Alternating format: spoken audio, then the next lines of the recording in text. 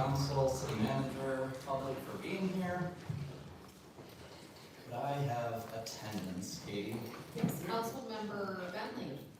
Here. Bruns. Here. Flynn. Here. Morrissey. Here. Soha. Stuchel. Here. Wolfram. Here. Mayor Pro Tem Palladino. Here. We have 7. Thank you, Katie. We'll move on to the approval of the agenda. Are there any changes to the agenda? I make a motion that we approve the agenda. Second. Motion on the floor from Councilman Flynn to approve the agenda, seconded by Councilman Morrissey. Any further discussion? All in favor? Aye. Any opposed? The ayes have it. We have an agenda and we will move on to public comments on agenda items. You'll have 3 minutes to speak. Please limit your comments to items that are directly related to something on the agenda. The podium is open.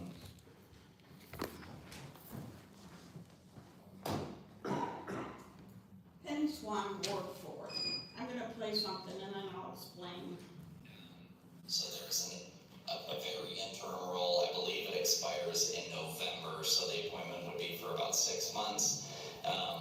Rebecca has asked that we find someone with strategic planning and finance background because we have 2 people with masters in library science on the board. Basically, everyone has an education background. So I've talked to 2 people about that. They're sort of hesitant. So if you have that background in particular for the library board, please submit an application. What my confusion is I know you got, Mr. Palladino received an application from somebody that has a finance background and is actually the chief financial officer of a local business. He has business degrees, so I'm not quite sure why he wasn't chosen rather than another PhD student that has who knows what, because he didn't really put anything down. So that's the first thing I have. The second thing is, I'm absolutely against the road diet redo thing. $300,000 or $200,000, whatever it is, we don't have it. You're asking citizens to pay to fix their road, and yet you're gonna put out $200,000 for something that doesn't need to be redone. So that's that. And I thought the boards were supposed to be, I don't know the cemetery board, but cemetery board, I see somebody's put up that doesn't live in the city of Hillsdale. We didn't let somebody that had been on the BPU board that didn't live in the city, we didn't let him get reappointed because you wanted city residents. So that's another thing I guess I'm confused about. Thank you. Thank you.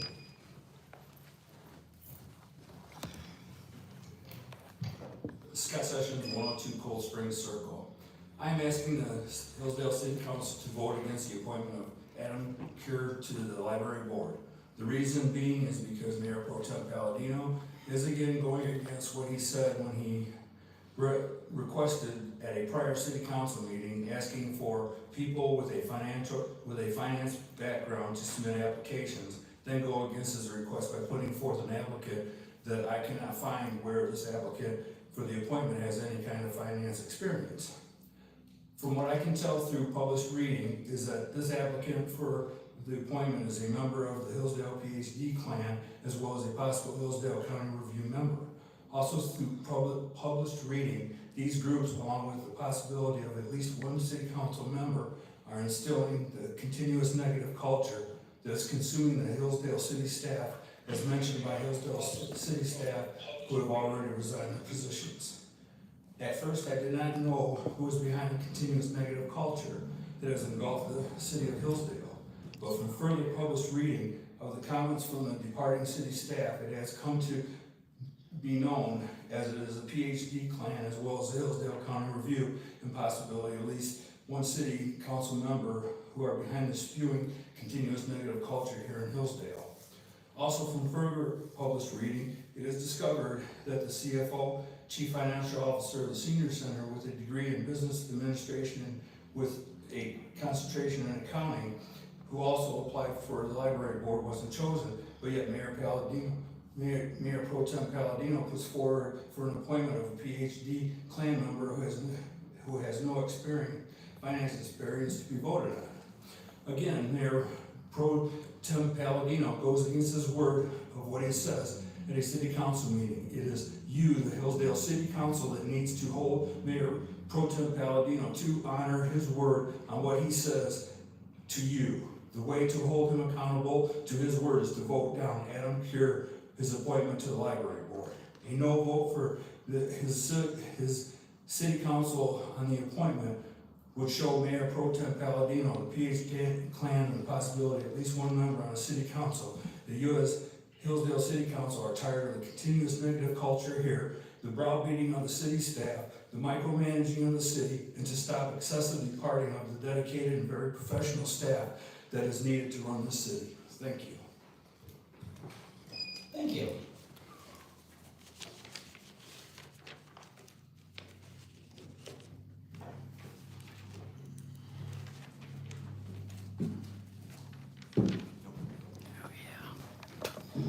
Zach Slager, 36 East State Street.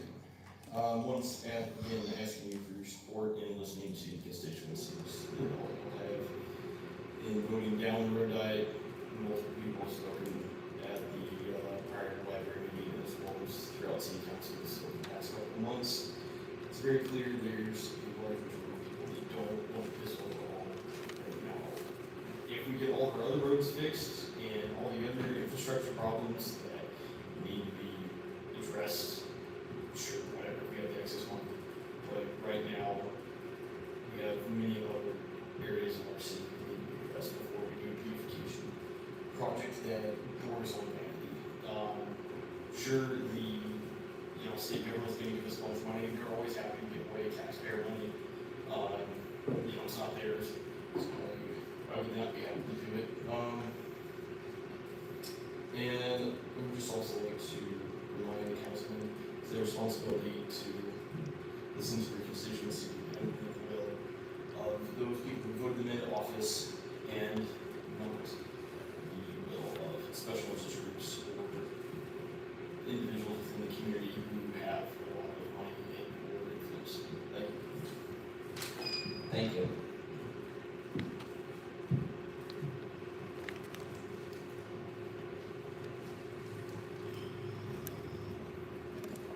Is there any further public comment? Okay, seeing none, I will close the podium and we'll move on to the consent agenda. Did I clear one up? Yeah, I did. Okay. Any comments or questions or changes to the consent agenda from council or city staff?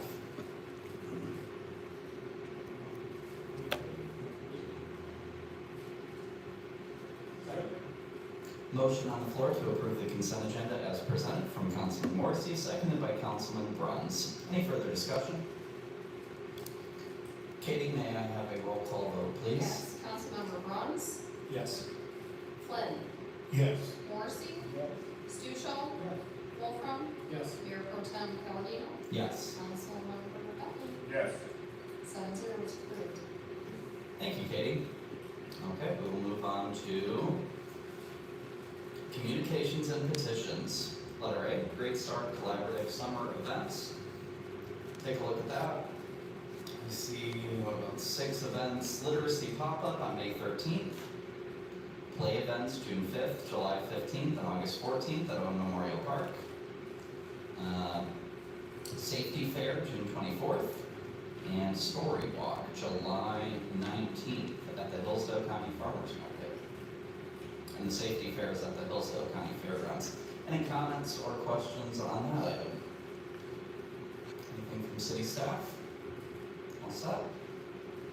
We will move on to letter B, EDP Letter of Appreciation from the Economic Development Partnership of Hillsdale County, sending a letter to thank the city of Hillsdale's leaders, particularly David Mackey, Sam Fry, Laura Surgeon, Ginger Moore, Alan Beaker, Kelly LaPressa, and Kelly LaPressa.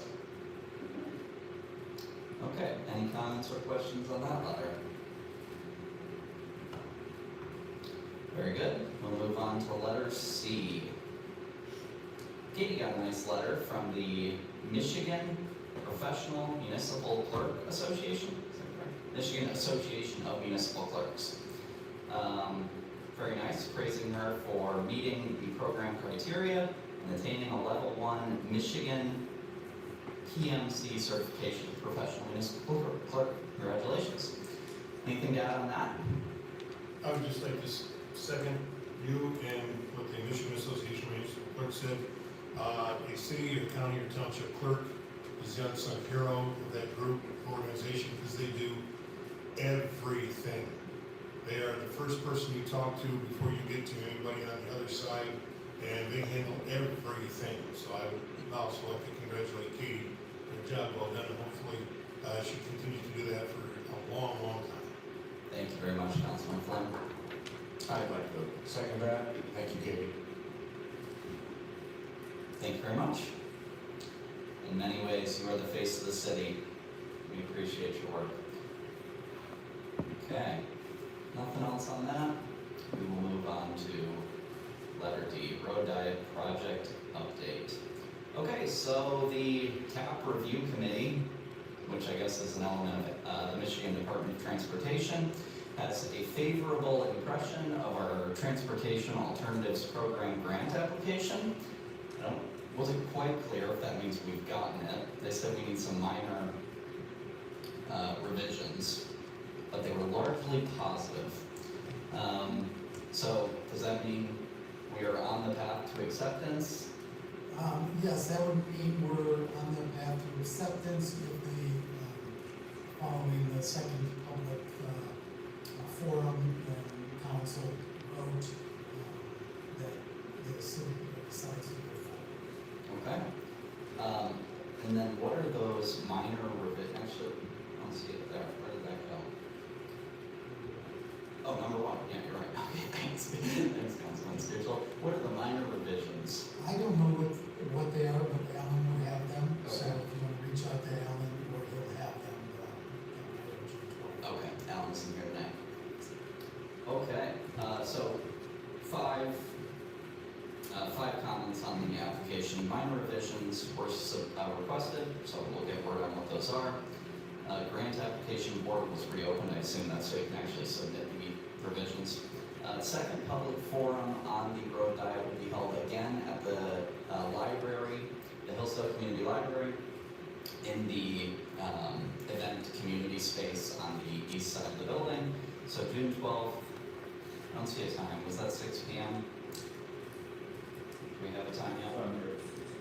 6 to 8. 6 to 8 for that.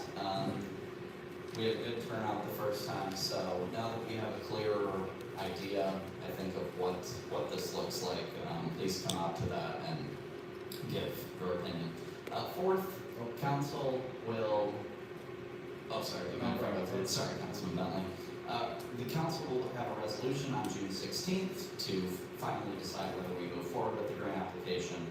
And then MDOT, the TAP Review Committee, will review it one more time to ensure that it is in compliance with the requirements of the grant. Okay, comments or questions from council? Councilman Bentley.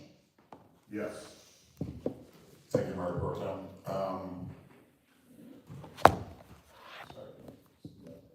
So the city staff got this in April or early May, and it was announced to council and the public on Thursday, almost all but a month later. It was scheduled to be on the last meeting, but that was canceled due to lack of quorum, so it would have been on the previous meeting in May. Thank you. Well, Councilman Bentley? yes. Just a point of order. It says that the review committee, the TAP review committee, was held during that week of April 28th through May 2nd. So I don't think the city was notified at that time that the state had it and reviewed it at that time. So it wasn't that the city had it at that time. Thank you, that may be true, that's why I'm asking questions rather than making assertions. Now I guess I'll make an assertion though. The city has had this for some time, and the city manager know that this is a very contentious issue and that people would like to know, and I in particular would have liked to know, and I've made that clear throughout the process, that I feel like I've been sidelined. I expected Mr. Beaker to be here to show us what we're dealing with, and that doesn't seem to be happening. So I guess I will wait till June 12th and go in blind. We don't even have slides or the adjustments, and you didn't have the answers.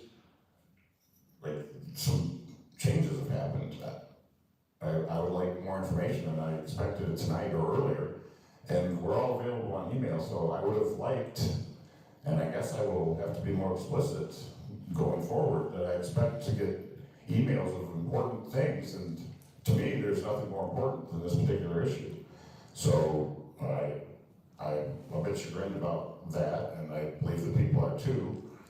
And I would like, I don't know how we've done this in the past, but I would like it to perhaps be in the Hillsdale Daily News or on WCSR. I would like the people to know that the time for deciding is upon us. And because I spoke to a gentleman today who lives in Osseo. He was working on my car and I brought it up. He lives in Osseo, so he makes that trip up between Hillsdale and Jonesville, and he had no idea. So the people that this affects remain unaware, and I would like to get the word out to them. And is Jason here? As far as this meeting, I would like to formally request of Mayor Pro Tem and the city manager and perhaps Jason that unlike the last meeting, we actually have a podium with a microphone for the people to speak individually instead of like a bull session like it was last time. And I would request all of my fellow councilmen to be present and maybe not participate as participants, but to sit near the front so they can hear directly from the people. And I expect the people will, like last time, show up in force and express their strong opposition to the plan, but they won't be prepared because we don't have a plan still. So 2 weeks to go and we still don't have the plan. So I think I will rest now, but I'll talk to Jason again, and I hope I have the support of the city manager and Mayor Pro Tem to get a podium. I would almost suggest we could do it here if it were really easier, but that's not my call. And I would, again, urge especially my fellow councilmen that are sensitive to the will of the people, because it's become apparent to me that many of us are not. So please come to the meeting, hear the people, and vote against the plan. Thank you. Thank you, Councilman Bentley. Yeah, that's a good point on the regular order. There was some, the first meeting lacked structure, I thought. It would be nice to have a clear presentation at the beginning, an assigned time for public comment, maybe on particular items as we go along. I'd be happy to lead that meeting just as a facilitator. Yeah, what was the reason for the library? Is it space concern? Yes, that would be the reason. Primary reason. Is it possible to get a podium for the public and for? It should be. Okay. Yeah, I think that'd be good. If everyone's okay with that, let's plan on having council be there and sort of making sure things follow regular order. It got a little, it's just difficult to follow. Councilman Flynn? That brings up a question then, if we do have a council present,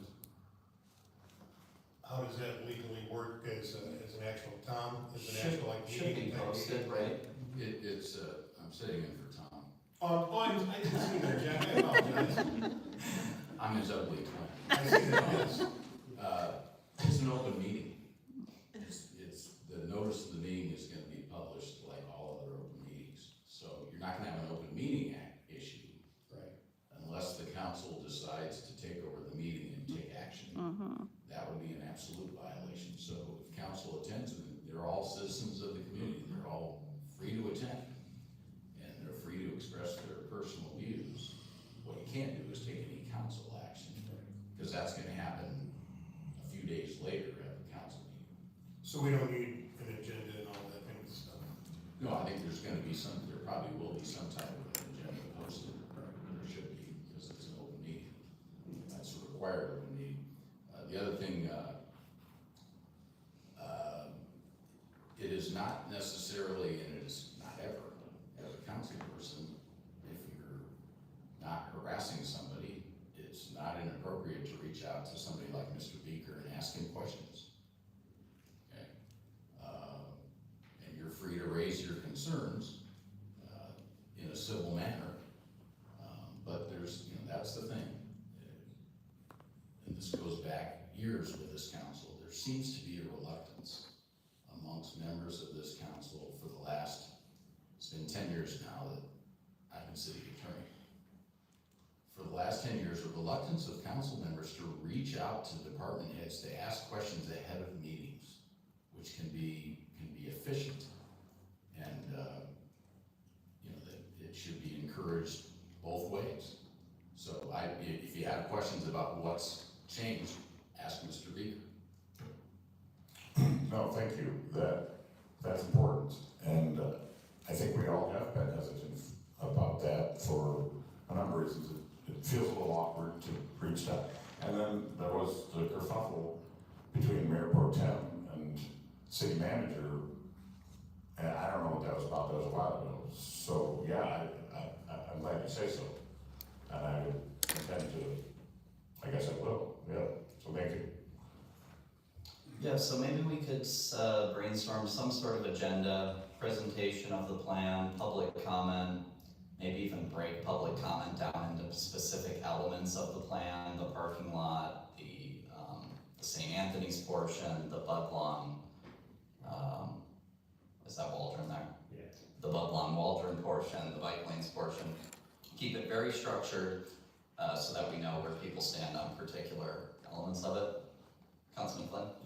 Is there a way, though, to appease Mr. Bentley and the rest of us, that we could get those minor revisions emailed to us? Is that a possibility, or is that something that would be pages and pages and pages of minor things? I can visit with Mr. Beaker tomorrow about that and report back to council. Okay, thank you. Thank you, Councilman Flynn. Have there been any substantial changes between the last library meeting and this one? I don't believe they're substantial, but there are some that, came through the discussion at the last meeting, that are important to the plan as far as the grant application. Okay. So, again, I'll get those, or I'll speak to Mr. Beaker about those first thing in the morning, and we'll see what we can get out to council. Okay, sounds good. No surprise roundabouts or anything? No, those didn't work. We did look because it was suggested, but there was not enough room. Good. So, yes. Thank you. Councilman Bentley? Responding to what you said, Mayor Pro Tem, the time for that would have been the previous 2 years, 2.5 years, year and a half. Now we have a binary choice in front of us, so I don't know that nitpicking the plan. That's a good point. And the fact, like, I would rather just the citizens come up and say, vote no. And the other thing I wanted to mention about the meeting, if we do it at the library, I believe there's another wall that could, because we were packed in last time. I don't know what to expect this time, but if we could get rid of that third wall and open it up. Yes, let's have, I don't know if Alan's scheduling that, or I could email Rebecca and ask her to make sure the whole length is open. I assume we're gonna have 100 people again. Okay, very good. Comments, questions, anything else on the road diet update? Okay, we will get the final specifications tomorrow to City Council. Hopefully those can be distributed to the public, so there's time. We have, tomorrow there will be 9 days to digest it, the plan for the public, and then public comment on June 12th at 6 p.m. at the library in the event community rooms. Okay, all set. Thank you. And letter E. We have an update from Commissioner Ingles. Thanks for being here, Doug. Thank you, Mayor, Council, City Manager. Board of Commissioners recently initiated the process of a Hillsdale County bond, which is a capital improvement bond, limited tax general obligation bond for a potential Lifeways project. Tonight I would like to describe some of the timeline that has been laid out by the bond council. The initiation of the bond began on May 13th with where the Board of Commissioners adopted the notice of intent. On 5/20, it was actually published in the paper, which kicked off the official notice of intent. In addition, what had happened on May 20th is that began the 45-day window where signatures can be brought to petition to bring the question to the ballot, so that the people of Hillsdale County who are electors can vote and decide whether to move forward with that general obligation bond. So there are several steps that occur during the course of this process, and in fact, there's at least 25 steps that go through July into August, with August 12th being the actual bond closing, and with funds deposited to the county's account potentially. On July 8th, the Board of Commissioners potentially can have a vote to adopt a resolution to authorize the bond. If in fact the signatures are in place to authorize it to go to ballot, then that will not happen potentially. However, if there are not signatures gathered, then the vote is anticipated that will happen on July 8th, continuing the process so that as of August 12th, per bond council, the bonds potentially could be issued and fulfilled for the general obligation bond. And so there are a couple of details that go along with that. Bond council has decided and defined that if in fact Lifeways, which is the potential recipient of this bond, is not able to make their payments, that Hillsdale County General Fund would be obligated to make the payments. And that was defined by General Counsel 2 meetings ago. And so my update today is to bring this information to you and let you think about it a little bit. If you have questions, please do ask. There are other elements that are somewhat tied to the whole question of what we're going to do. In fact, with District Court, the current location of Lifeways is 25 Care Drive. Their lease for that property has expired. We are working on an extension to keep them there during the time that they construct the building so that ultimately they can move to the new facility. Hand in hand with that, we're making plans on moving District Court to 25 Care Drive. At our last Board of Commissioners meeting, we approved the architect drawings and the engineering to get that process moving. And so there are a lot of wheels turning right now, and things are starting to come together so that we can better answer specific questions. And that's what I would like to do now. If you have any questions, that completes my update per se, but if you have questions, I'm happy to give it a try. Two-part question. A, if enough valid signatures are gathered and the ballot does go in front of the voters, will that be in August or November? The timeline, as I understand it, is it's too short to go to August of 25. Potentially, there are enough days to have it ready to go in November of 25. We have also heard August of 26 as a possible date. So that has not been totally defined, but I do not think there's enough days to get the process completed by August of 25. if the voters, if this does go in front of the voters and the voters say no, will Lifeway still build the building anyway and use their We've own been money? told in every way, form, and shape that this project is not dependent on a Hillsdale County bond. So they can still build it? Yes. without the bond? Okay.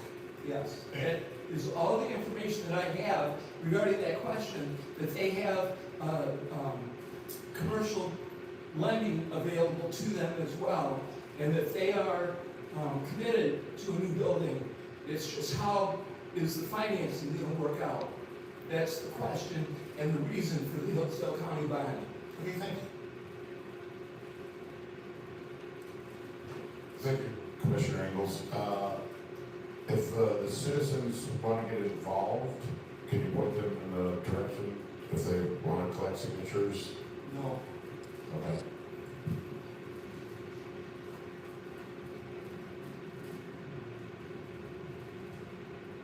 Okay.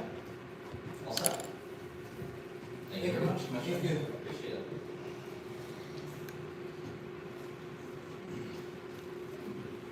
Okay, we will move on to Roman numeral 7, introduction and adoption of ordinances. And letter A, we have one public hearing tonight for the adoption of the city budget. We had 2 budget workshops, both several hours long, very informative. So we will open the podium in a minute here for public comment on the budget. But I guess first, is there anything to say about the budget from city staff or city council? Yes, so the finance director is here, Karen Lancaster. She is here to help answer questions if there are questions of council. Based on city charter language, a budget needs to be adopted tonight. So as you can see with the item in the agenda, we have those resolutions that have been updated for passage tonight. Based on the budget workshops, we only received one comment in regards to potential modification. That was from Councilman Soha, who had requested that an amendment be brought forth to add $10,000 to the community promotion line item in the general fund administration area. But that is the only budget amendment that I have seen brought forward at this point. But that being said, if we have extensive changes that we want to consider, it could be prudent to adopt the budget and as presented and negotiate or just go through those at a further date and amend the budget as well. So it's up to council. On that one amendment, I thought we already, what was the $10,000? Was it in a different line item for the downtown events? No, we have $10,000 in there for downtown line items.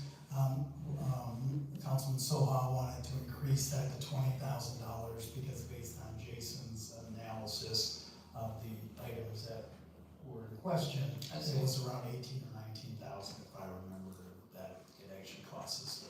Okay, and Jason, do you remember, or Dave, if you remember, was that for going back totally to the old schedule? Would 10,000 sort of keep us where we're at today?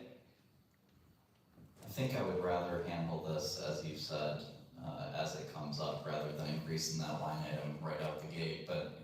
So where we're at today is about 12 to 15,000 in that range. So if we go back to where we'll be at that $18,000 to $20,000 range. Okay. Thank you. Councilman Flynn. While you're standing right there, Jason, just for clarity, so this section of the budget for things, are we talking simply the July 3rd parade? Are we talking about everything throughout the year, like the July 3rd parade, the Christmas parade, other events? What all does that line, your 15, 18,000, what does that cover? So it would encompass all. So Christmas, the two trade events, 4th of July. There's a couple, like summer over here at the Pub and Grub. They have a couple events for the year, stuff like that. So it's everything, it's not just one event, Correct, that's for the 18 to 20. Okay, thank you. Thank you, Councilman Flynn. Thank you, Jason. Cool. Okay. Well, any other comments or questions before we open the hearing? Councilman Flynn. I do have one question for Karen real quick, just before we get started, so that I understand, in case we get mired down in numbers. I just want to make sure I'm reading this correctly. So according to the resolution, total revenues, $13,054,931. Total expenditures, $13,110,361, correct? I'm sorry, I don't have the resolution in front of me. Okay, It's well, on my that's- computer that's- that died, So my question is, according to this, Yeah. we are $50,000-$60,000 in the red, according to this resolution. Are we Yes. not supposed to have a balanced budget? So a balanced budget, that's a common misconception, so thank you for bringing that up. A balanced budget just means that if you're going to have expenditures in excess of revenue, that you have fund balance available to pay for that. Oh. So it's very common that we save up for something over time, and then we're gonna use that fund balance to pay for that, like a capital item, for example. I appreciate that, thank you. Yeah, bet. Thank you, Josh. Yes, thank you, Councilman Flynn. Any other questions before we open the podium? Thank you. Okay. Motion to open the public hearing. Do we need a motion, Katie?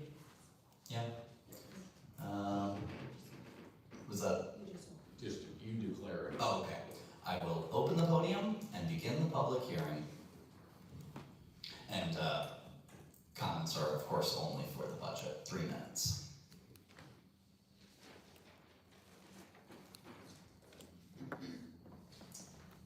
Okay, very well.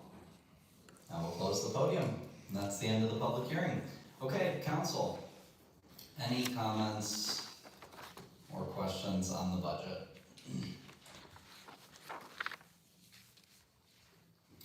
Well, I guess, oh yes, Councilman Morrissey. Just thank the staff for preparing it, it was a lot of work, and thank my colleagues on the council for sitting through those long meetings and asking probing questions, and looks like a good budget to me.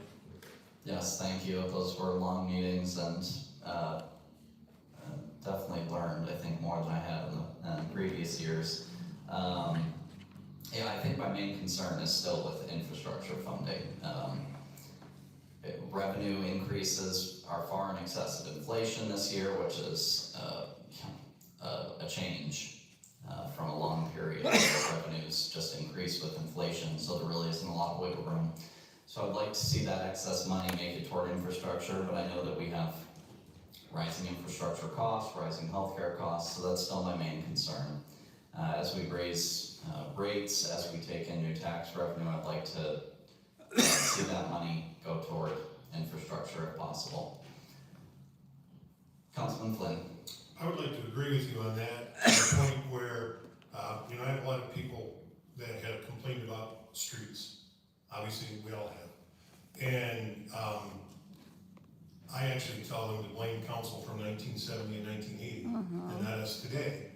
And I try not to be snarky about it, but I think this council, if we can, if at all possible, need to be forward-thinking, like those 50 years ago should have been. And if it is possible, I don't know if it is or not, but if we could squirrel some of that money away, just a little here every year, 1%, 2%, however you want to do it, into a special street fund where it would collect interest, put it in some sort of long-term whatever, so that 10, 15, 20 years from now, councils then will say, hey, thanks to the councils of 2024 and 25, we now have money to fix roads, because it shouldn't be a surprise, the roads are gonna suck 20 years from now, because they do now. So I don't know if it's possible where we could do that a little bit. Council thought of doing that 40 plus years ago for fire equipment.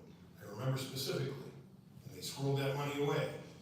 And then at one point, council needed money for some project, some important thing came up, they stole, I'm gonna use that word because they did, they stole the fire truck money to fix whatever needed to be fixed, but we'll put it back. And to this day, they never put it back. So I would also encourage councils in the future not to do that, but if there's some way that we could take a little bit of money every year and just squirrel it away so that, yeah, it's painful now for those that have to do special assessments and have to come up with other situations. 20 years from now, people will be thanking us for doing that because now we can fix it without having to do that. So I don't know if that's a possibility, but I hope it is. Thank you, Councilman Flynn. Yeah, I'm hoping this budget is moving us in that direction. Some of the growth we've seen in revenue is certainly pushing us toward that goal. Just a lot of lingering things that are, the first thing that comes to mind are these culverts. How many were in that capital improvement plan? 4 or 5? I mean, we're talking about $5 million on just those pieces over the next 5 years, is that right? 3. 3, okay, 3 million. It's $5.5 million for 3. Yeah. I forgot the other piece I was thinking of, but yes. So hopefully with continued growth and good management, the other thing I was thinking of was closing out these retirement accounts. It's gonna take another few decades, but hopefully after that's done, there will be more room for infrastructure. Okay. Any other comments or questions from council? Anything else from city staff? I will entertain a motion to approve the budget. Support. Motion on the floor from Councilman Morrissey, seconded by Councilman Flynn, to approve the 2025-26 fiscal year budget. Any further comment? Katie, may I have a roll call vote, please? Yes, Councilmember Flynn, Yes. Morrissey, Yes.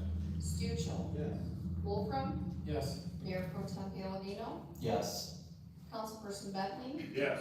and Bruns. Yes. Alright, that's 7-0, it's approved.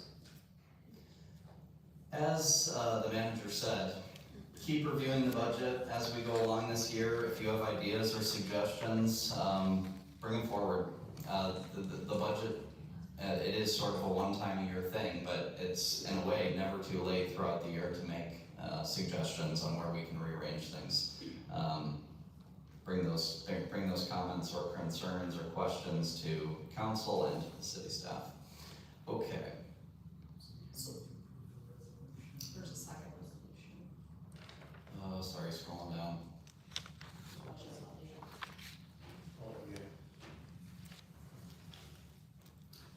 I'm scrolling. Do you have the resolution number there? The one that was just approved? Yeah. That was the one before the budget. First one approved the budget, the second approved the tax The levy. tax levy. Oh, I scrolled Right too after. far. Okay, thank you. Okay. So we need a motion to approve the tax levy. So moved. Motion on the floor from Councilman Flynn, seconded by Councilman Morrissey to approve the 2025-26 fiscal year tax levy. Any further discussion? Katie, may I have a roll call vote, please? Yes, Councilmember Morrissey, Yes. Stuchel, Yes. Wolfram, Yes. Mayor Pro Tem Palladino, Yes. Councilmember Bentley, Yes. Bruns, Yes. and Flynn. Yes. 7-0, it's approved. Thank you, Katie. We will move past Roman numeral 8, we have no old business, into Roman numeral 9, new business. Letter A, Rotary Fitness Park site approval. Okay, so you've all heard about these plans for the plot east of Old Stocks Mill. Hey Sam, thanks for being here. Thank you, Mayor, Pro Tem, and Council. So the first item in new business is the approval of the Rotary Fitness Park project. As Mayor Pro Tem Palladino indicated, the Rotary Club is looking to develop a fitness park on city-owned property located at 145 East Bacon Street. The new park would include fitness equipment for all ages, youth soccer pitch, pickleball courts, pavilions, and other amenities. Rotary is planning to fundraise to develop the park over multiple phases. The city of Hillsdale would be responsible for maintaining the park like any other city-owned park or facility after the project has been completed. The first step in the approval of this project was for Rotary to take their site plan to the City of Hillsdale Planning Commission They did that on March 19th. The planning commission gave them contingent site approval, contingent upon Rotary entering into a maintenance agreement with the city. That agreement was requested by city staff to ensure that Rotary establishes a fund to help cover routine maintenance of the new park, and there's some kind of commitment to long-term capital improvements. Rotary has supplied the city with a letter of intent outlining their commitment to a partnership, stating their intention is to provide financial support for park maintenance on an annual and as-needed basis. We did include the letter in the council packet for everyone to review. The reason this is coming before council tonight is because that park constitutes a new facility, because it is on city-owned property, and it's not listed in our capital improvement plan. Therefore, as a capital improvement, council approval is required for Rotary to move this project forward. We do have a representative from Rotary here tonight, Rachel Doty, if you have any questions about the project, or the park, or the plans. And our recommendation is council discuss the proposed project and either approve it as presented, or if there are any questions or further discussion. That's why we have a Rotary individual here tonight. Thank you very much. Do we know if is this gonna be an endowment like it is for Mrs. Stock's Park, separate fund? Hi, thanks for being here. Hi, thank you everybody. I want to just say first of all, thank you to all of you here tonight. On behalf of the Rotary Club, we've appreciated your support in the past for Sandy Beach. I feel like that partnership went really well with the city, and we expect to do the same with the new fitness park. To answer your question, Mayor Pro Tem, we do have an account at the Community Foundation where we put money that is used for both maintenance and fundraising, and we'll continue to do that. Okay, great, thank you. Comments, questions from City Councilman Stuchel, thank you. Yeah, I think this is good. City manager. The maintenance of this is going to be a little bit more than what we're doing now. Is there an estimated cost for the ongoing maintenance? Jason, you want to come up on that? We have looked at potential cost, and we've had those discussions with you. I'll get it. Yeah, so we estimated between 12 to 13,000 a year for mowing, like the restroom, portable restrooms, water testing, so forth.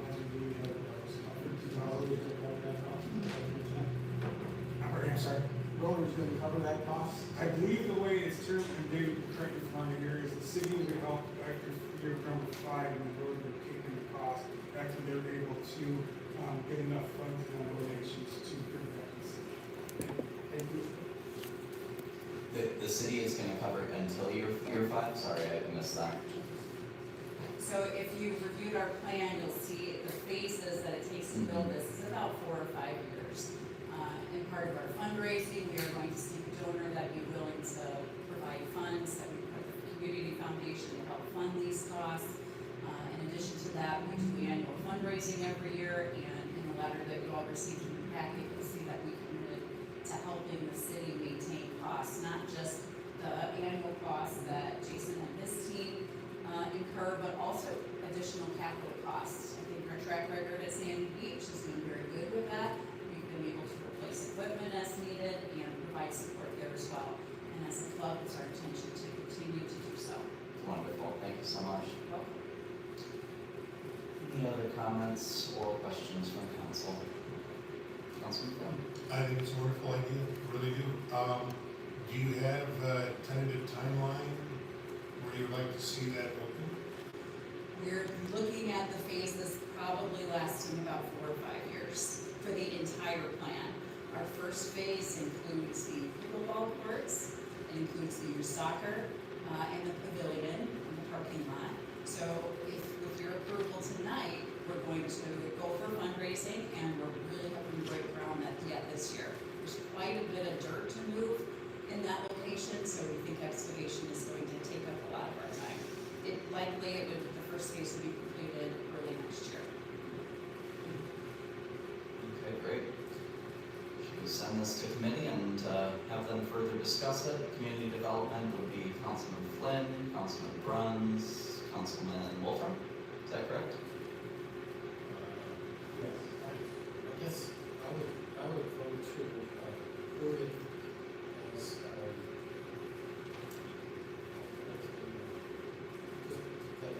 approve it as presented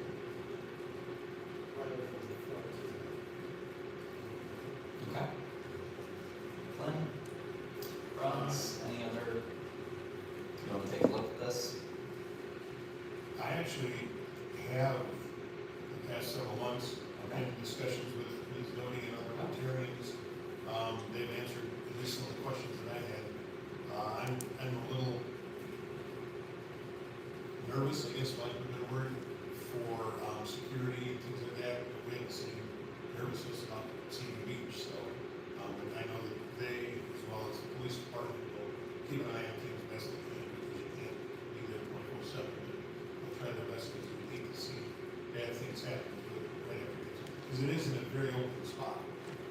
So, but other than that, I'm with Councilman Wolf, I'm ready to vote. Okay. Mr. Brown says anything? Yeah, I have no problem, voting on it tonight. Okay. It's fine. For my part, but maybe we need to take a second look at Keeper's Park.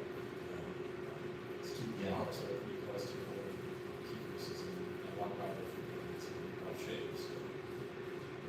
Possibly, Councilman Flynn will from now to discuss future of Keeper's. Yeah, I was wondering just about the general obligation of our parks, how many we have, what level we maintain them at, which ones we're required to have. It'd be good to maybe work through some of those questions, but if everyone's confident in this plan, we can take a vote tonight then.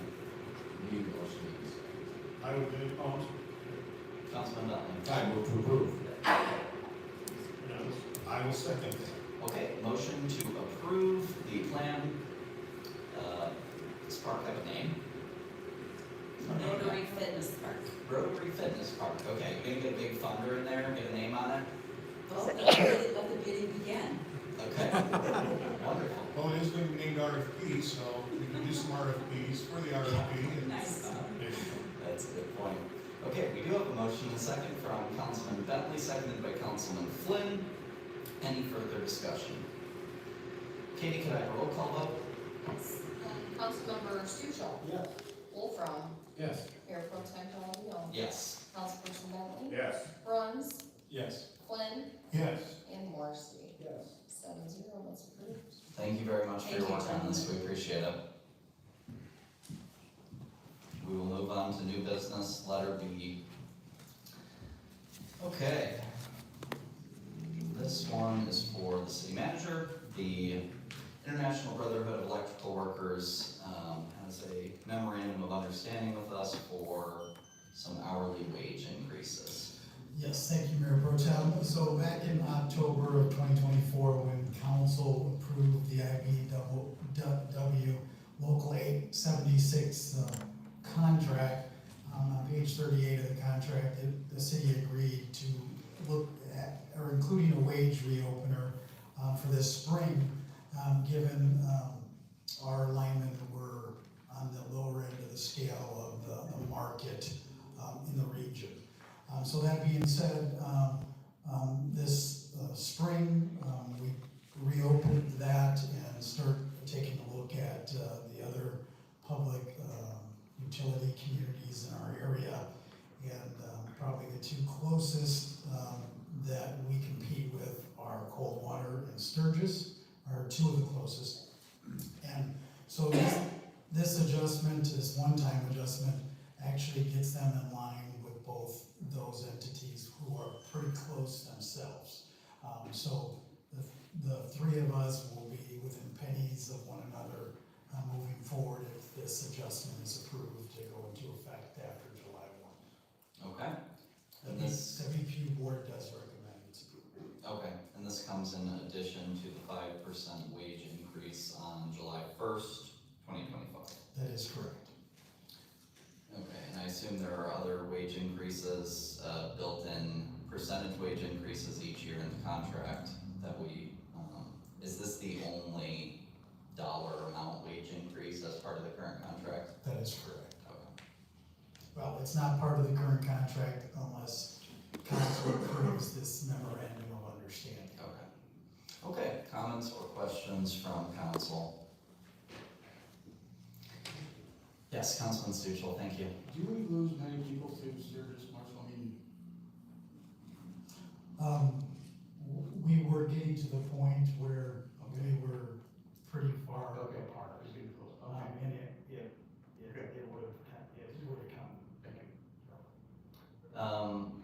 Do we have, let's see them in here, do we have, comparable wages? Some sort of sheet listing those out?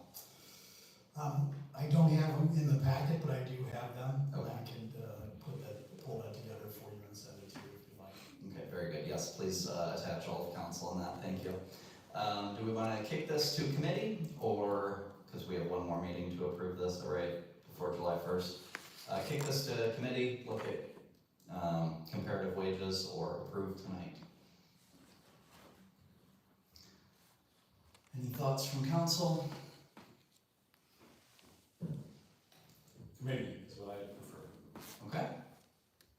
Rich? I would assume this would go to O&G, as it's a contract, is that correct? Yes. Okay. O&G, want to take another look at this? The council, happy to do it. Okay. Councilman Stuchel? Well, I said, I'm ready for it now, as long as we got it, we can. Okay. So you've reviewed this already and passed it to us? Okay, well, never mind then. Okay. Very good. I'll entertain a motion. I would make a motion then that we accept the memorandum of understanding between the city of Hillsdale and the International Brotherhood of Electrical Workers Local 876. Second. Motion on the floor from Councilman Flynn, seconded by Councilman Stuchel to approve the memorandum of understanding. Any further discussion? Katie, could I have a roll call vote, please? Councilmember Wolfram, Yes. Mayor Pro Tem Palladino, Yes. Councilperson Bentley, Yes. Bruns, Yes. Flynn, Yes. Morrissey, Yes. and Stuchel. Yes. 7-0 is approved. Thank you. Okay, we will move on to letter C. Jason has prepared 3 proposals for engineering services from Rowe Professional Services, Tetra Tech, and Manic Smith Group, and has suggested that we approve Rowe Professional Services in an amount not to exceed $75,000 on an hourly basis. Oh, hey. Thank you, appreciate it. Hourly, $75,000, not hourly, total, annually. Thank you, Councilman Flynn. Okay, Mr. Blake. Awesome, thank you. You already did most of the work for me, so I appreciate it. So on that, that's $75,000 not to exceed this for the calendar year 2025. This is just to get our everyday, stuff out of the way. If we have to do road projects and so forth, it's about 15% for RFP and spec, and then another 15% of the total project cost. So just for instance, a $600,000 project, you'll have about $180,000 between you do spec, RFP, and go for site oversight. So this is just our everyday to get started back in, so we can either A, hire or fill Kristen's position, or if we can go out full-time for engineering services. Very good. Do you foresee using the full $75,000? Absolutely. Okay. And the position has been posted? It has to. Okay, very good. Yes, Manager Mackey, thank you. Just to add to that, when services are done, whether it's a site plan review or work for the BPU or Jason, those costs are attributed to those particular departments. That being said, you asked, your second question was, has the position been posted? Yes. And we have received some applications, but most of them we're receiving are probably, I would say, foreign folks looking probably to be hired. So we're trying to find someone more local, but we haven't received any of those applications as of yet. We're working on it. It's posted in multiple places. Yeah, is it on Indeed or something like Yes, that? it's on Indeed, it's in the Michigan Municipal League, and I don't know if it's in Michigan Rural Water. I know Jeff's, or the water and sewer superintendent is, but. Yeah, some of those can be obnoxious. They auto-apply in a region. It's not really targeted for us. Okay, great. Do you have a sense yet of the breakdown between the general fund and BPU Water Electric Fund for the $75,000? It'll be about a third.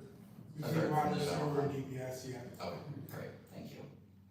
Okay, very good. Yes, Councilman Morrissey. Yeah, now Kristen Bauer was an engineer, but she's also a project manager.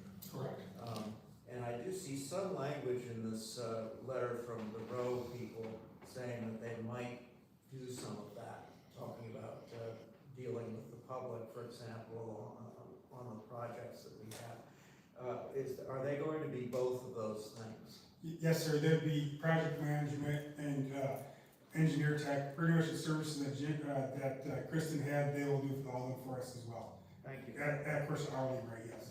Okay, and thank you for, I assume you're still interim right now? Yes. Thank you for that work, we appreciate it. Okay, any other comments or questions on the proposal for engineering services? I will entertain a motion. So moved. For road professional services? Very good. Motion on the floor, from Councilman Morrissey, seconded by Councilman Flynn, to contract with road professional services in an amount not to exceed $75,000 for the 2025 calendar year. Any more discussion? Katie, could I have a roll call vote, please? Yes, Mayor Pro Tem Palladino. Yes. Councilperson Bentley. Yes. Bruns. Yes. Flynn. Yes. Morrissey. Yes. Stuchel. Yes. And Wolfram. Yes. 7-0 approved. Thank you, Katie. Thank you, Jason. Appreciate it.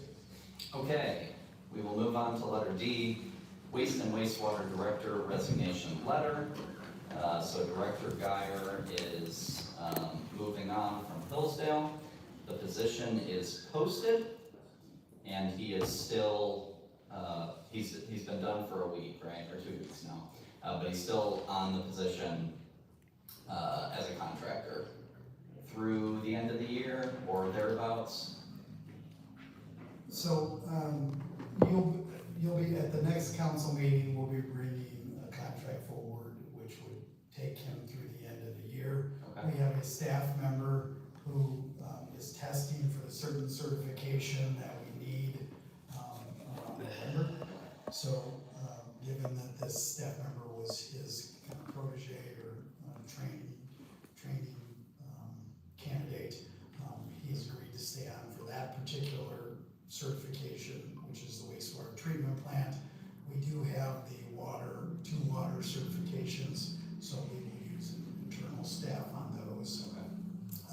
But the BPU will be addressing the contract next week and make a recommendation to council, probably to keep that. I've looked at other options, Michigan Rural Water being one. Unfortunately, with that certification, the capacity of Michigan Rural Water is already taken up with other communities that need someone with that license.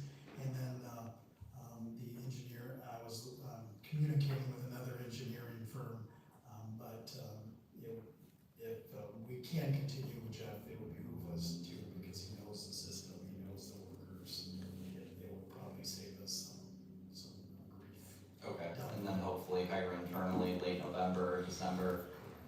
Okay, very good. Geyer was the internal hire, right? I think He was interim first? Yeah, I think he was hired in,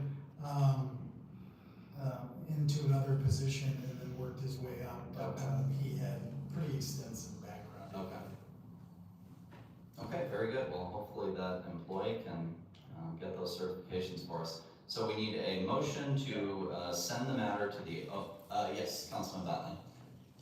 Yes, I wondered if Manager Mackey or you or any of us, his resignation letter included something about negativity.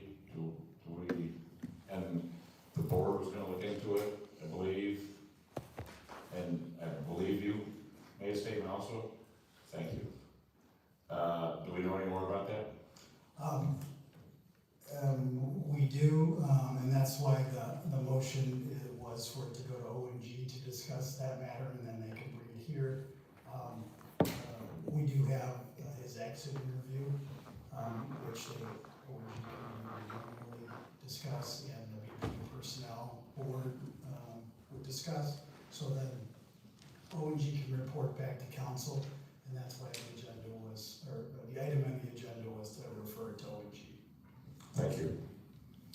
Okay, so a motion to kick this to ONG to discuss the exit interview as well as the contract, and I guess filling the position in the future. I will entertain a motion. Motion on the floor from Councilman Stuchel to send this matter to ONG. Seconded by Councilman Morrissey. Any discussion? All in favor? Aye. Any opposed?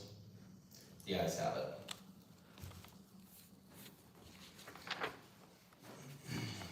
We will move on to letter E, a noise variance for Father and Sons Auto and Performance at the Hillsdale County Fairgrounds on Saturday, August 9th. Hi Chief, thanks for being here. Yes, I received correspondence from Heather Springborn regarding that event. The request was for a noise variance because during the event between 12 and 2 p.m. they're going to have a burnout competition and a muffler rap, which my understanding is a loud exhaust competition. It is a Saturday, it's in the middle of the afternoon.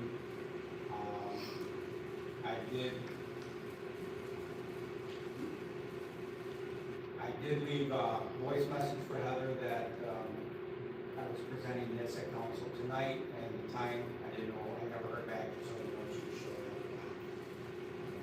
But it is scheduled at the fairgrounds. Okay, very good. Any concerns from council or other staff members? Very good. Motion? So moved.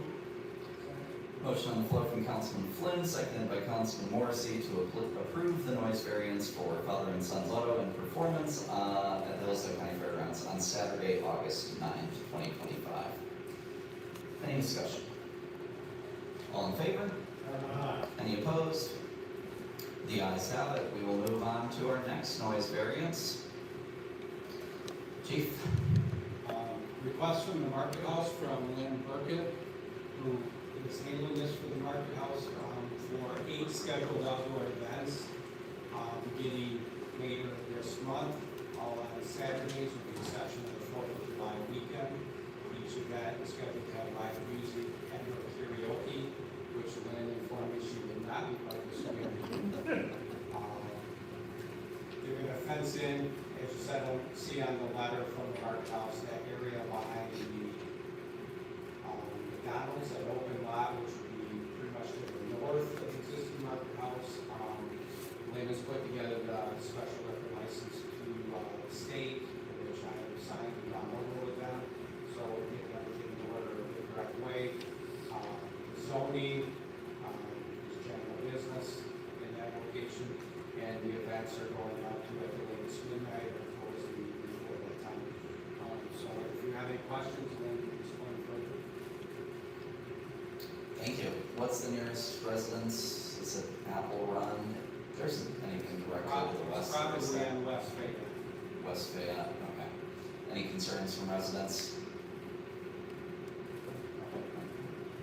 Yeah, you'd be the closest person, wouldn't you? I'm a resident.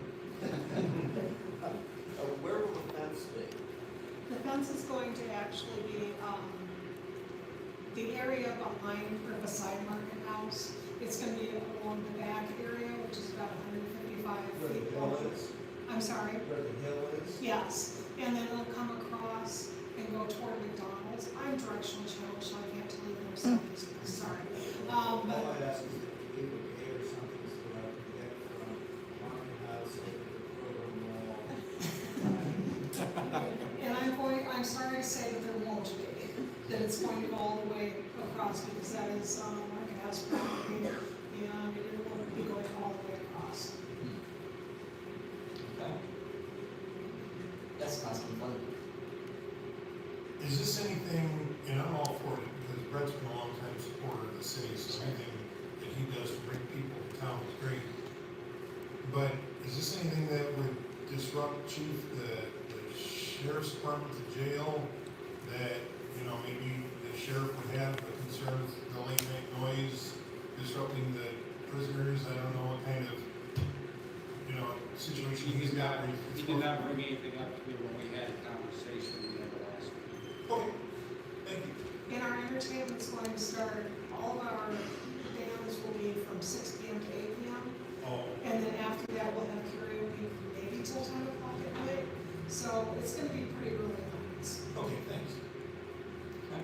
And within their plan to the state, they've outlined for security measures and serving requirements, and that's all covered. Okay, good. Councilman Bentley. Move to approve. Motion on the floor from Councilman Bentley, seconded by Councilman Flynn to approve the noise variance request for Market House from June 28th to August 23rd. Any more discussion? All in favor? Aye. Any opposed? The ayes have it. Thank you very much. Thank you so much. Good luck. Thanks. Market House is doing a lot. We are. It's great. Good to see. And let's see, our last item on new business. Oh, this amendment for the traffic control order on Westwood. Some complaints about speeding, which of course happens once you have a nice, beautiful road. No longer landmines. Yeah, we received that complaint. We had officers monitor the area off and on. And what was immediately observed was the amount of pedestrian traffic utilizing the street. There are no sidewalks on Highland between Bacon and Westwood. There are no sidewalks on Westwood between Glendale and Highland. So anybody coming out of Cold Springs Park that is going to Highland is going to be walking on the street on Westwood and then on the street on Highland. I went out there just a few times and looked at things, and I observed preteens walking down Highland Avenue. Not out in the middle of the road, but utilizing the street to go where they need to go. And that was one of the concerns that was raised to us. The officer, they did observe violations, make stops. Most of the people that stopped were kind of local to that area of the city.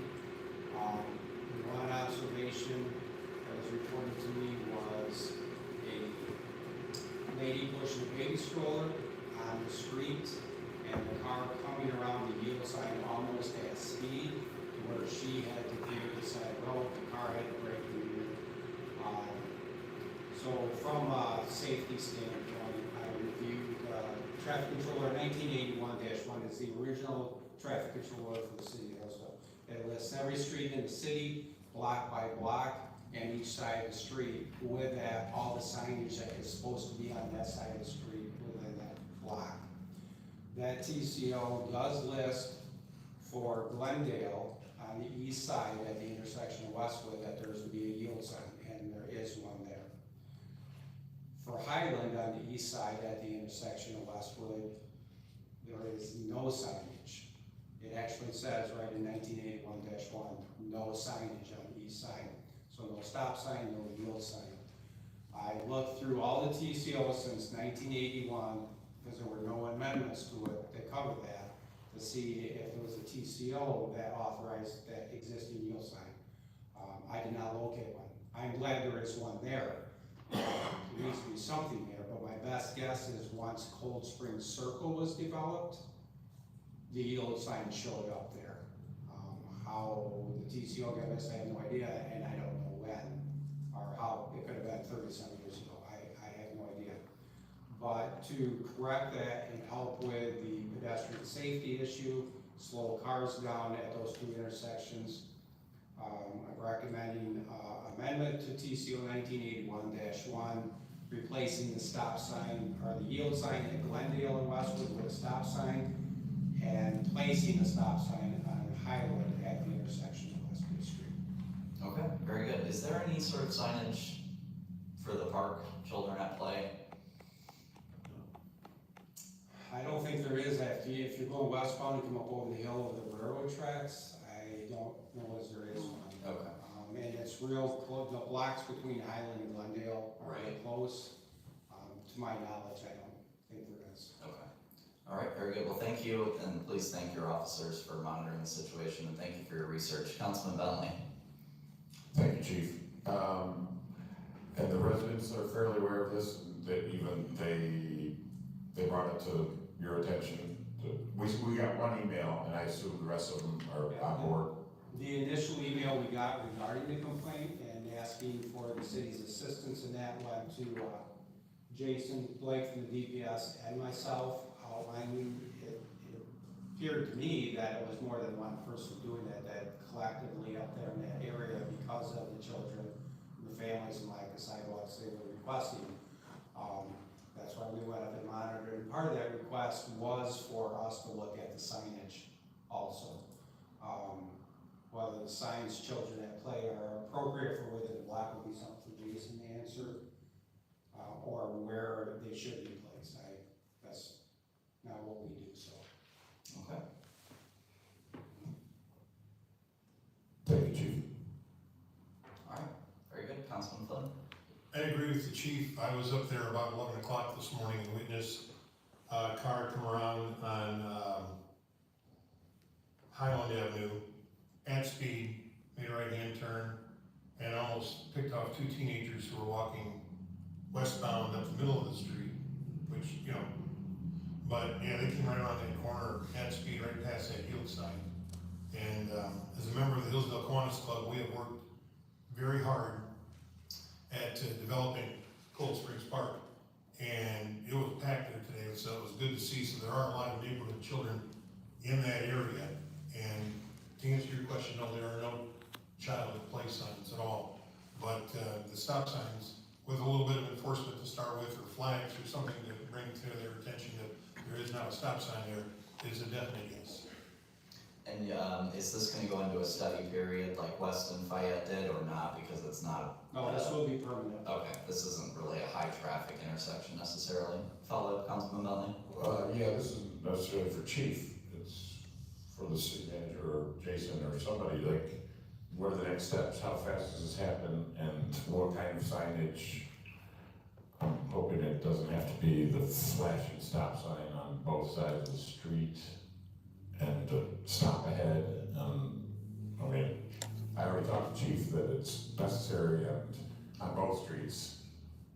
But I just wondered about the mechanics and who and when do we decide? And are the residents, I'm sure the residents are pro the plan, but I'd like to give them a little, you know, if they're not, for whatever reason, I don't know that they know about it. Anyway, so what are the next steps? I received, to answer the second question, sorry, an additional email from the family that lives right adjacent to Cold Spring Park, and they say they're witnessing it all day long. So it does seem to be a common concern, and there are, seems like always 20 or 30 kids out there. I think with Weston Fayette, it was done 2 weeks, and I don't think will we use flashing in a residential area? I don't believe so. Jason, as far as the timing goes, can you speak to that? So, first, the slow down children signs, those are not recognized by the state, so those will not be put up. You know, we encourage people, they can put them on their private property through the area, but they're not encouraged, or not, because they come up years ago, from other, patrons out there as well. Those are not recognized by the state. But as far as the rest of the signage, the stop signs that, we're asked to be approved tonight, we'll put up in the next week.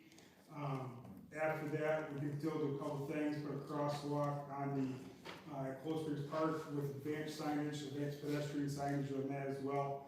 I don't think we need any lights anywhere, we put just flags on them, that's where I would start anyway, and we can go from there. At least give them a straight across with this sign intersection going on Glendale. Okay.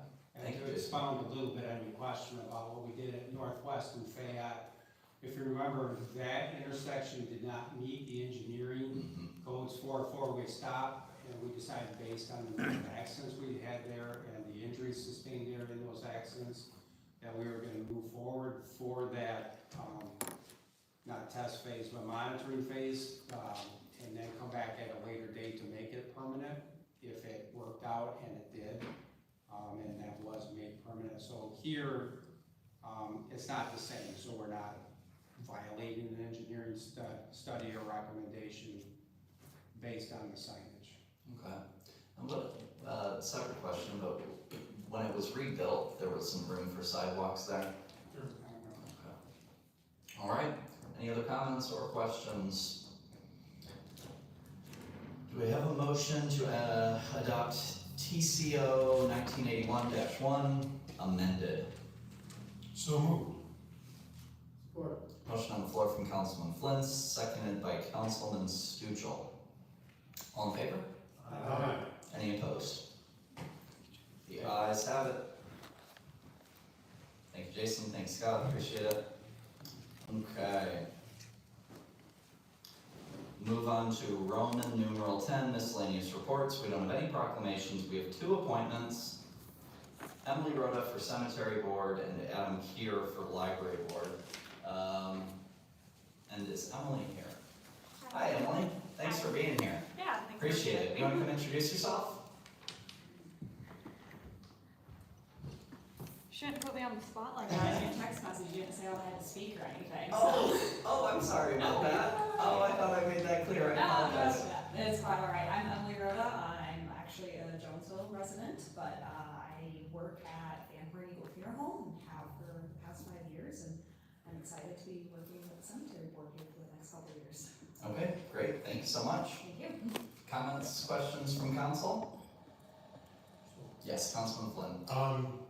To just double back on a comment that was made in public comment earlier, for committees and things like this, members do not have to be city residents? I believe not for cemetery. Okay, so each committee or each thing has a different set of rules? Different set of requirements, that's Oh, okay. correct. Okay, Yeah. thank you. Katie, do you have any concerns about this?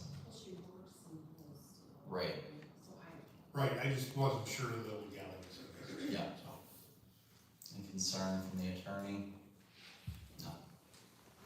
Now, she works here, and, for instance, we've had members on the EDC board who residences outside the city, but they own a business structure in the city, so there's enough of a nexus there. Okay. Plus, given she has pretty unique qualifications in this case. Yeah, that was the main consideration here, I think. Well, sorry to put you on the spot like that, but thank you very much for being here and introducing yourself, Councilman Bentley. Yes, she handled it very gracefully, but I would remind Mayor Pro Tem, because Councilman Flynn has mentioned this a couple times, if the nominees reached out specifically to him, and because as I say, she handled herself very well, but I think there's a good percentage of the population that does not want to introduce themselves in this forum, and I don't want to discourage them from being on the board. So when you recruit or talk to whoever, maybe have them send an email to us or whatever, and then Bob, if he wants to, can reach out, or, if we have any concerns, not to have, a public thing, just so we get more participation. That's all. Thank you, Councilman Bentley. Thank you very much. Okay, do we have a motion to approve? Second.